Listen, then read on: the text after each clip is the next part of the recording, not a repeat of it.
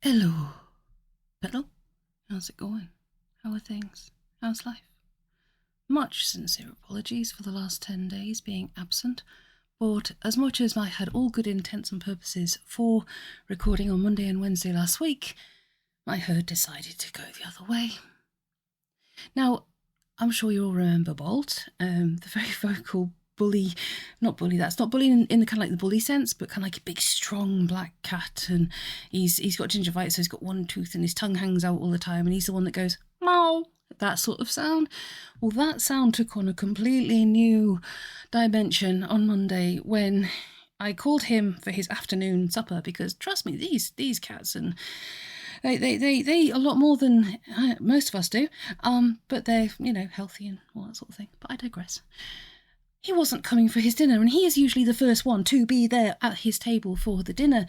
And I was like, looking around for him, and I was calling out, and I was like, Bolt, because he has to have that sort of call, because then he was, and his meow was so deep and distressed and frustrated. I was like, my crikey, I've only seen you an hour ago, and you were perfectly fine. Just like kind of sat on the sofa, happy joy, stroke. And he tried to get up, and he kind of like wobbled and fell off the sofa with a massive thunk. And I was like, yes, ran straight over there. And he got up and he was wobbling all over the place. I'm like, has he concussed himself? And, I didn't want to distress him. So I was kind of like guiding with what he wanted to do. And I was like, checked in. He kind of like went into the hallway. He wobbled into the hallway and like terribly wobbled. And he proceeded to expel from both orifices, and be quite vocal about the situation at that particular point. And of course, I became very distressed. So yes, I'd seen this before in Ellie, my little Cocker Spaniel. I think you've seen it. I was like, oh no, he's not had a stroke, or is it in her ear? Is something? Well, it's vestibular disease. Okay, so I've been looking after him for the past week, which is quite difficult, but there is a marked improvement. So that was the first thing. Now, the next one is that, so I was thinking I'll try and record on Wednesday, all settle down and kind of like, I'll know he's doing okay, because he's got to be fed in the kitchen and, that sort of thing. And I'm going to make sure that he's okay and he's safe and sound, and, the vets have given him medication, so blah, blah, blah. But yes, Yuffie left us. So she was 18. Yes, so I am grateful for the time that I had with her. She was a lovely dog. She was a manipulative little duchess, like all terriers are. And she'd had enough, and she went to sleep, and and it's just, yeah. So she's coming home. Her ashes are coming home this week, and yeah. So this happens to all of them, and I'm just going to take a quick break, and then I'm going to start recording again. So please bear with me for any sound differences. Bear with me. It never gets easier, does it? You expect, and it still never gets any easier. So, my lovely beans, my sincere apologies. It has been a bit of a rough start to the year, and we're hoping that things will balance out and even out, and they will, and we'll keep thinking positive and doing our very best. So, beans, lovely beans, our adored community, let me know how you're doing in the comments. Send me an email if you want to. That's no problem. I need to catch up with them. Put my hands up on that one. But yes, please let me know how you're doing. Let me know what plans you've got for the springtime now it's settled in, and now that Easter Monday today. Happy Easter if you celebrate Easter. I don't think it's Happy Easter. I don't know what you're supposed to say on Happy Easter, but you know what I mean. Happy Bunny Day. I hope you got lots of family time on Easter Sunday, and you had a good time. If you want to let me know about that, that's all good. But if you want to tell me a joke in the comments, or just let me know how you're doing, I would appreciate it very much. So yes, I've waffled on for 4 minutes this morning. I do want to give you a double episode today. So I'm going to get my head down to it, and because, do you know something? You guys really do just bring so much joy into my life, and you make me so very, very happy, and I'm so grateful that I get to do this with you and share this, like, narrations and like everything that we do in our little community together, and it is very lovely. So deep breath, big pants on, and let's do this thing. Chapter 12, Flying Dutch, from our beloved Mr. Tom Holt. "This," said the professor, "is my computer. Danny, balancing his gun and the plate on his knee while he ate a sticky bun, looked up. Narrator's note, a sticky bun and guns I'm sure don't match very well. Montalban was pointing at the harpsichord. Of course, the professor went on, it is rather an old-fashioned design. In particular, it has no screen. Instead, it prints out simultaneously. He picked up what Jane had taken to be sheet music and pointed to it. You see, he said, when I first invented the computer in 1694, the nearest approximation to a letter-free system of abstract notation was written music, and I adapted the principle for my own purposes. Minims, crochets, and quavers each have their own quantitative value in base 7, and as it happens, it's an extremely powerful and flexible system, much better than the binary systems that I used in the first commercial models. Since I'd got used to it over the years, I never bothered to transcribe all my data resources into the new computer languages that have since been developed. I've simply tinkered with my original design as and when I needed to, so now my system is entirely sufficient for my needs, with the added advantage that nobody else in the world can understand it. Complete secrecy and immunity from the attention of hackers, I think they're called. That's right, Jane said. That's very impressive. Is it? The professor was mildly surprised. I certainly don't aim to impress. For virtually the whole of my working life, I've sought to do the opposite, to keep out of the limelight, so to speak. Absolutely essential if I'm to be able to get on with my work in peace and quiet, which is why I formed the Cirencester Group. Ah, said Danny. I originally founded it, Montalban said, in when was it now? It was just after the collapse of the South Sea Company. Have some more tea and I'll tell you about that. The tea was cold, but nobody mentioned it. Danny had put his plate and gun on the floor by now and was taking notes. The South Sea Bubble, said the professor, was my doing. I needed an economic collapse, you see. Narrator's note, swear down, Tom Holt could see the future. You needed one, Danny said. Does that make me sound terribly selfish? The professor said. Well, perhaps I am. In order to get the resources I required, I had to get control of large financial and mercantile institutions. The best way to get control is to buy when prices are cheap, following a slump. I couldn't afford to wait for a slump, so I created one. Narrator's note Mark II. Telling you, he's got a crucible or something where he can see the freaking future. I couldn't afford to wait for a slump, so I created one. First I built up a bubble and then I pricked it. It wasn't hard.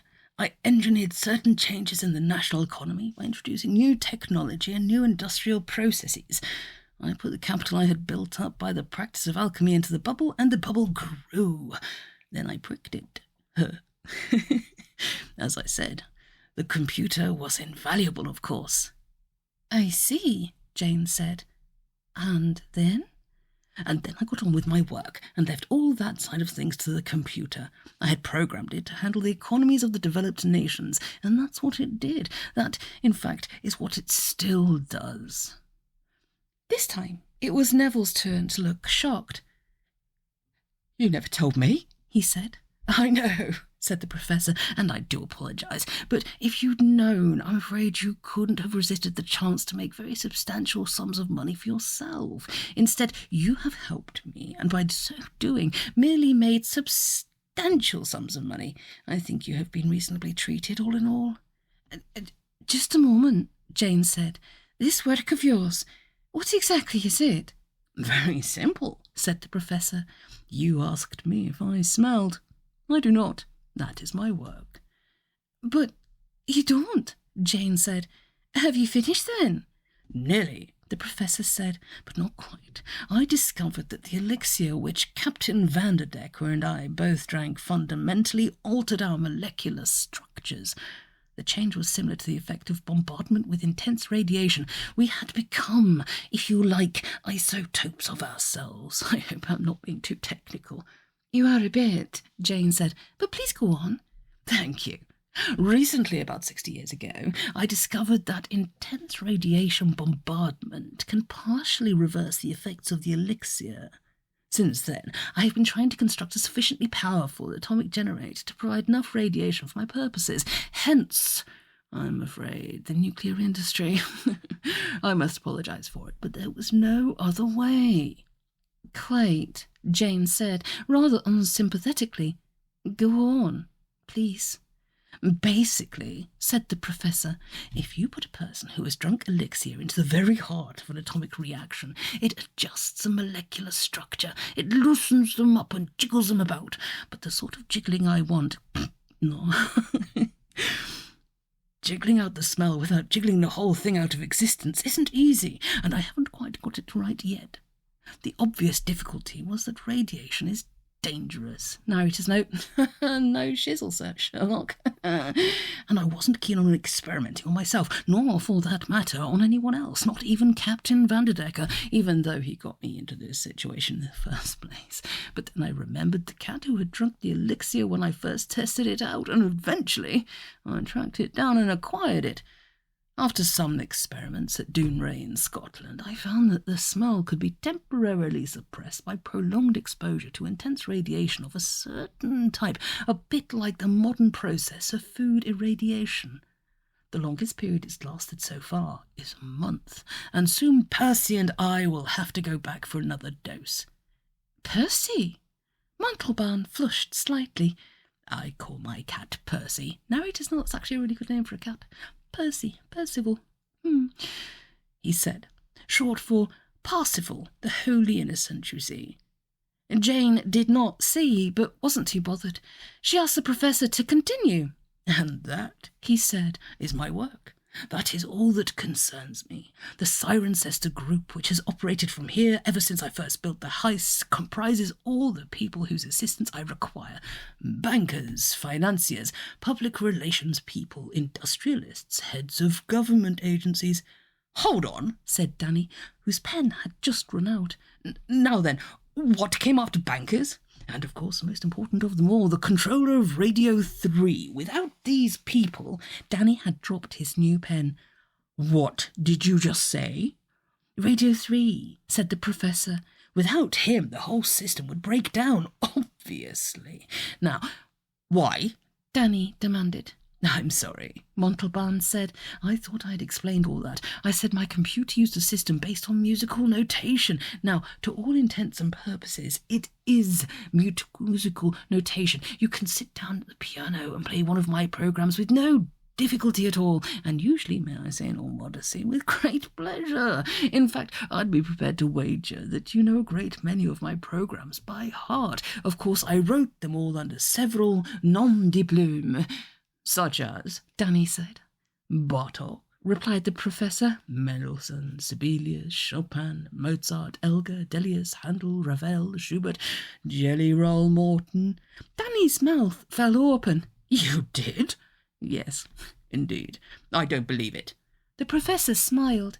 You're prepared to believe that I invented the computer and the electric light, but not that I wrote the Eroica or Rhapsody in Blue, which, as it happens, a little more than a simple word processing program.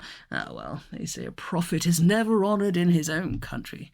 Let me give you a demonstration. The professor got up and walked over to the rather impressive stereo system. Narrators know I really miss stacking stereo systems. They were a work of art. You know, just have all the best stuff and the subwoofers and the big speakers. Now it's all so teeny tiny. Sad face. The professor got up and walked over to the rather impressive stereo system. He selected a compact disc and fed it into the machine. What's 66? He asked Danny, multiplied by the square root of 19 divided by 5 unsquared. Danny started counting on his fingers and then just gave up. I don't know, he said. Here is a pocket calculator, said the professor. You work it out on your machine while I do it on mine. Danny started pressing buttons, while Montalban played a short snatch from Handel's Messiah. Then he switched off the stereo and said, 984.959997. Am I right? Yes, Danny confirmed. The professor nodded. As you can tell by the date of the composition, he said, that was one of my first programs, a simple calculating system. Catchy, though. Danny handed the calculator back in stunned silence. And the professor went on. Hence, he said, the need to be able to dictate what is played on Radio 3 at certain times. It's my way of programming a number of other computers running my musical language in strategic positions all over the world. The consequences of the wrong thing being played at the wrong time can be catastrophic. For instance, the recent stock market slump was the result of some foolish person deciding to broadcast The Ride of the Valkyries at 5:30 on a Friday afternoon. I didn't compose that, by the way, but by pure chance it's perfectly intelligible to one of my computers as an urgent command to sell short-dated government stocks. I'm only thankful it wasn't the overture to HMS Pinafore. There was a very, very long silence, disturbed only by the assistant cameraman humming I Did It My Way, during which the professor drank the rest of his tea. Then Jane rallied the remaining shreds of her mental forces and asked a question. So, where does that leave us? That depends, said the professor, on you. If you and your friends would be happy to forget all about what I've just told you, I can continue with my work until it's finished, and after that I intend to retire and keep bees. If you refuse, of course, I shall have to do my best to carry on regardless. No doubt you'll broadcast your discovery to the world, and although I will naturally use all my considerable influence and power to prevent you, you may possibly be believed. Narrator's note, seriously! And then the world will have to make up its mind what it wants to do with me. I cannot be killed or even bruised. I can do incalculable damage before I'm got rid of. All I have to do is cause an immediate recession. Seriously! Is to back up the telephone and ask the BBC to play Sergeant Pepper's Lonely Hearts Club Band at 3:15 tomorrow afternoon. It will take hundreds of years of poverty and darkness to dismantle the structures I have built, and the immediate result of my overthrow, for want of a better word, will be destruction of the economies of the free world. Not you as well, Jane said. I beg your pardon?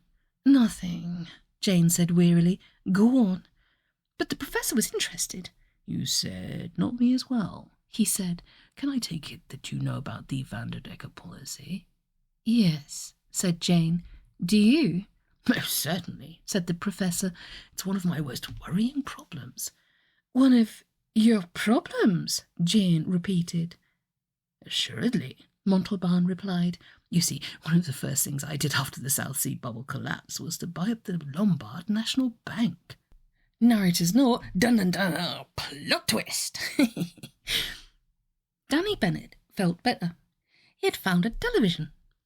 Although no umbilical cord connected him to the instrument, he could feel its reviving power soaking into him, like the sun on Patmos, only without the risk of sunburn.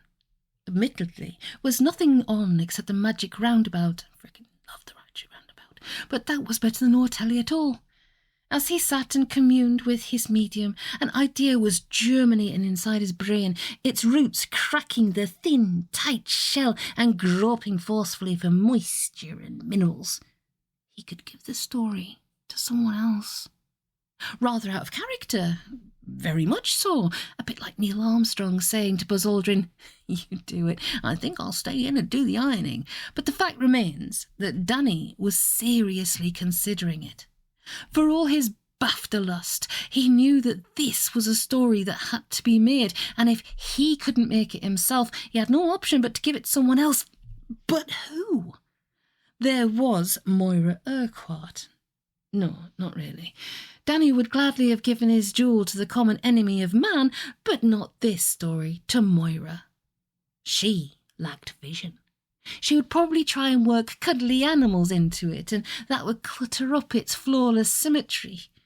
Moira worked cuddly animals into everything, even 90-second clips for Newsnight about the European monetary system. Not Moira then. Oh, wait a minute, there was Paul. Let Paul do it. Good old Paul. The Sirencester group would really love that, because that way the story could break once and for all and nobody would take the slightest bit of notice. Such was Paul's skill at grabbing the attention of the viewer that if he told you that your ears were on fire, you'd be so bored with the topic you wouldn't bother putting them out. Oh, no, not Paul. Which meant that it would have to be Diana. A pity, but there it was. Just then Danny noticed that Zebedee and Dougal had yielded place to the news, and there was Diana on the screen, surrounded by fallen masonry, telling the folks back home about the situation in Lebanon. Since Danny didn't have the Beirut phone book and had little confidence in Lebanese directory inquiries, that ruled her out. Not Diana either. Not apparently anybody. He stood up and switched the television off. There must be something he could do, and he had no idea what it was. "Hello, Danny," said a voice behind him, and there was Jane, holding a cup of tea in her Viennese finger. "Would you like a cup?" "No," Danny said. "Look, when are we going to get out of here?" "I don't know," Jane replied. "Nobody seems to have given it any thought." "We can't stay here for the rest of our lives," Danny said. "You wouldn't have thought so, would you?" Jane answered. "But I don't think we're in any position to leave without permission." "Permission?" Danny snapped. "Haven't you still got that gun, then?" "Yes," Jane admitted. "But what does that solve? Even if I were to shoot Professor Montalban, all that would achieve would be a hole in his cardigan. Not that I think he'd try and stop us walking out. Not by force, I mean, but he did drop a very strong hint that if we make a nuisance of ourselves, it will be Sergeant Pepper time, and personally, I don't want to take responsibility for that." "So, what's happening then?" Danny said. "I mean, we can't just sit here. Surely someone's planning to do something." Jane sipped some tea and sat down on a chaise longue. "From what I can gather," Jane said, "we've really got to wait for Vanderdecker to show up. He's the only person I can think of who's got any sort of hold over the professor." Danny frowned. "How do you mean?" "Well," Jane said, "first, it looks like when Montalban got off Vanderdecker's ship all those hundreds of years ago, he left some of his notebooks behind, with all sorts of calculations and results in them that he hasn't been able to reproduce since. I think Vanderdecker's still got them, and that's a start, isn't it?" "Possibly." "And then," Jane went on, "there's the Vanderdecker policy. If anyone ever finds out about that, then bang goes the National Lombard Bank, and with it Montalban's research funding." "But that's not really a threat," Danny said, "given that that would achieve exactly the same result as Sergeant Pepper, which is what I imagine we're trying to prevent. Also," he added, "I don't think all that much of your first angle either." "You don't?" "Try this as a threat. Montalban, you say, give up your whole research project, or we won't let you have your notes on a small part of it back." Breathtaking. He's got us all stuffed. Even I can't do anything. Jane forbore to comment on that one. "Oh, well," she said, "never mind. Have you actually asked yourself what's so utterly terrible about Montalban's conspiracy, or whatever it is?" Danny stared. "Are you serious?" he said. "It's a conspiracy. It's a fundamental threat to the liberty of the free world. It's the way things have been run for the last 300-odd years, Jane said thoughtfully. "True. I never liked it much myself, but I don't think the fact that it's an organised scheme by a really quite pleasant old Spanish gentleman in Cirencester, or rather that the accumulated megalomania and negligence of generations of work statesmen makes it any more the terrible. Do you think? I mean, Montalban isn't planning to overthrow democracy or annex the Sudetenland. He's just trying to get rid of a smell. Will it be really so awful if he succeeded?" But Danny spluttered. He knew exactly why it was so pernicious and so wrong, but he couldn't quite find those words. "But he's just one man and one selfish individual, and he's controlling the lives of millions and millions and millions of people. You can't do that. It's not right." "I see," Jane said. "So if we have third world poverty and nuclear weapons and east-west hostility and economic depressions, but all brought about by the means of democratic process, then that's all right. But if just one man is responsible, then it's tyranny." Narrator's note. "Sorry, I never did history at school. I don't understand these things." "Don't be stupid," Danny said. "You entirely fail to grasp." "Very likely," Jane said sweetly. "But before you found out about Montalban, you would have given your life to defend the fundamental basics of our society. and our way of life against the mortal bands of this world and the status quo. You'd probably call it that. And now it turns out to be all his doing. You suddenly realise it's evil and it's got to go. Please explain. Danny glared at her and drew in a deep breath. So you're on his side now, are you? I see. Jane shook her head. I am not on anybody's side. You make it sound like hockey matches at school. I don't care at all whether Montalban gets rid of his smell or not. Or rather, I do. I think it must be rather awful to smell. And besides, if he finds a cure for it, then Vanderdecker will be cured too. And I like him. And I also don't want to see some sort of dreadful Wall Street crash and everybody jumping out of windows the length and breadth of King William Street, because that isn't going to help anyone. Now, is it? Whereas, Jane suddenly realised that she'd used the word whereas in conversation and didn't know whether to feel ashamed or proud. Whereas, if everybody's sensible and we all act like grown-ups, we can all sort things out and everyone can have what they want. Can they? I don't see why not, Jane replied. Vanderdecker can swap the Vanderdecker policy for the antidote to the smell and the cash lump sum. He can give the professor his recipe back. The professor can wind up his various businesses. He just wants to retire and keep bees when he's finished his work, so perhaps he could put all of it into one sort of gigantic trust fund for the Ethiopians or something like that. And perhaps we will insist that he finds a substitute for atomic power and a replacement for petrol and things. To judge by his track record, he shouldn't have any trouble with that, and everybody will live happily ever after. Yes, Jane said, and why not? So you fancy this Vanderdecker, do you? It was Jane's turn to stare. What did you say? Well, Danny said, it's obvious, isn't it? You are prepared to sell the whole of Western civilization down the river for a man who's old enough to be your great. Jane got up and brushed crumbs of Viennese finger off her skirt.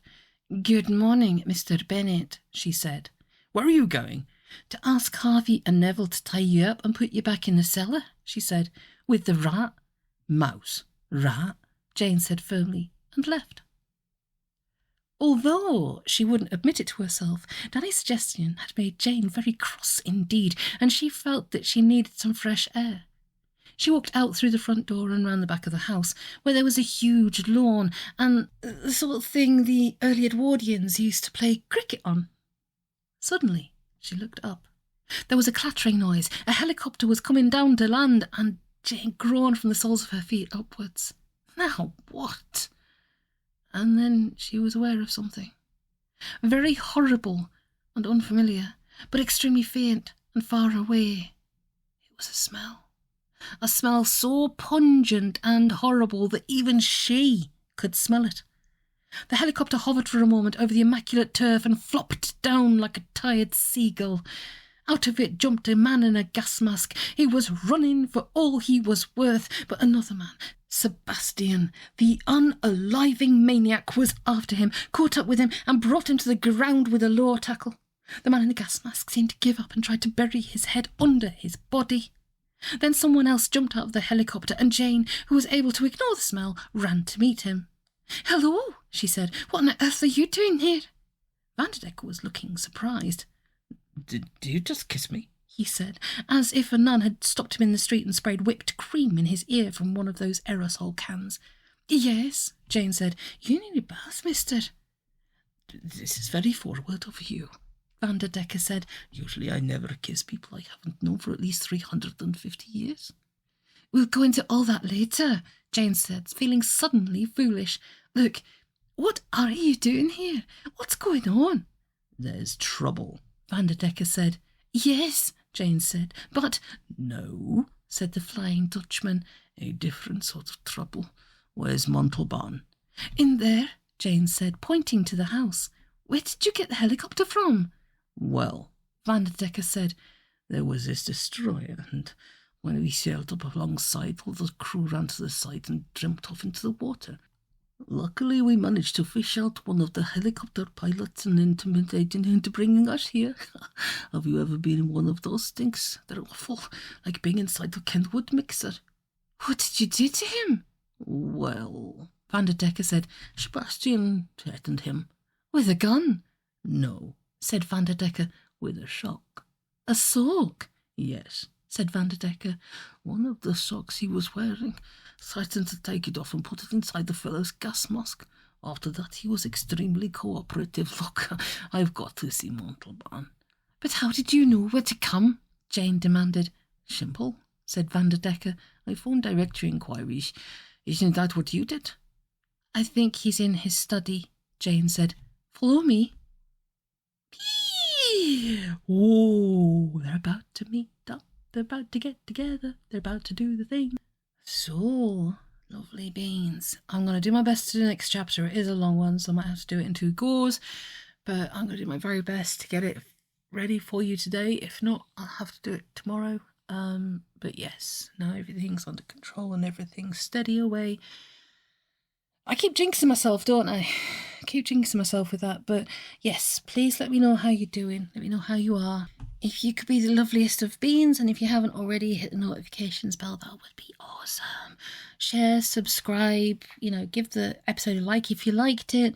By all means, you can always give me an email with any suggestions or anything like that. That's no problem. The emails are in the contact us section. So, lovely beans. The weather is being really weird right now. So, if you're too cold, wrap up warm, have a nice cup of tea. If you're too hot, hydrate. And no matter what, keep yourself safe, get lots of good rest, and take it easy, petal. I'll see you soon.